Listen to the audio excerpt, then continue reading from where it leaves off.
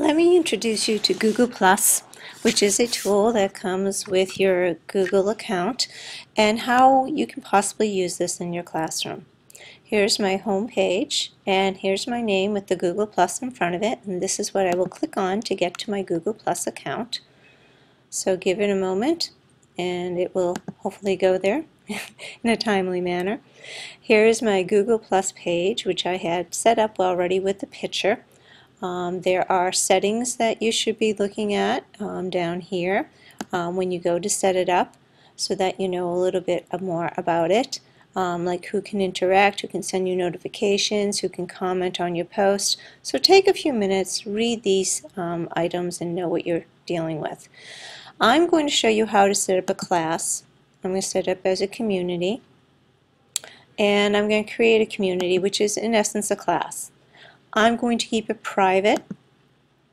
I'm going to call it Tech Kids, just for a name. Let me capitalize the T. Tech Kids, and I'm going to hide it from searchers because I don't want anyone just looking in on it. People can find it and ask to join. I don't want that option. So I'm going to say create community. And I have this community now called Tech Kids. Now, I can give it a tagline. That's necessary if you're making it public, you want people to find it and join in.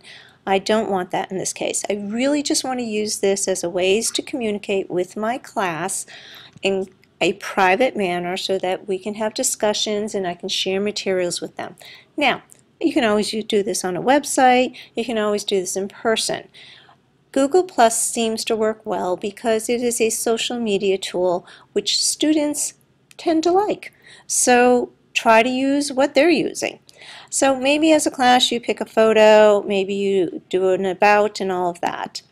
The most interesting part I found about this, I'm sorry, I want to hit cancel, is I think it's really important that you create some post. I just lost that ability right now. What did I do? If I go here, I'm going to edit the community. And I'm going to add some categories which I think are good. And let me show you how and why. I can add a category that consists of class notes. Okay, that might be a nice category. You might want to also add a category that is test review. See, the categories can make it more specific for students to focus in on what they want to be learning, and if you want to share materials to students through these avenues, it's available too. So those are a nice aspect to use when you're dealing with this. So I'm going to hit save. I've saved my community. Now this is what you can do when you have a community and you have a discussion. You can write a text like, I'm going to write, here is a if I can spell it right, video to watch to get you started. And what I'm going to do is I'm going to add a video. Now it links right to YouTube, and I'm going to add a video on Google Hangouts, which is something else I think teachers should be looking into to do with their classmates, and everything you need to know. So I'm going to add this video to this post, and it's going to be shared with the class. Okay, I'm going to I can add it to a category. Look at that. You know how I set up the categories, class notes, and I set up test review and everything else. So this can be on class notes, and I can hit share. So that is a wonderful tool to use to share information, links, photos, videos, and events. Let's look at events. Events are great if you want to, you could change themes by the way too.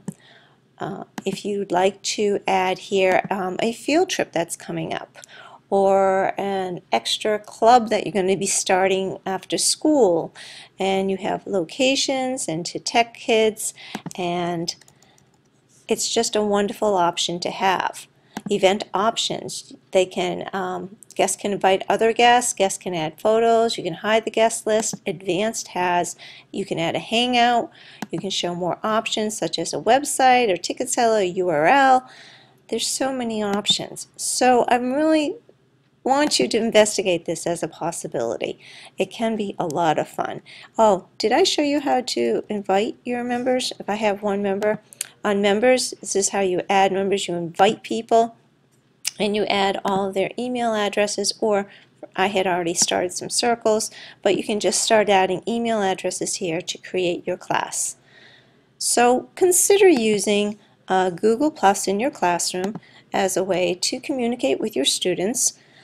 Always you can use a website. I highly recommend websites also, but this is another really nice option to have with your students. It's more of a social media outlet. Start having fun and then look at the video about Google Hangouts.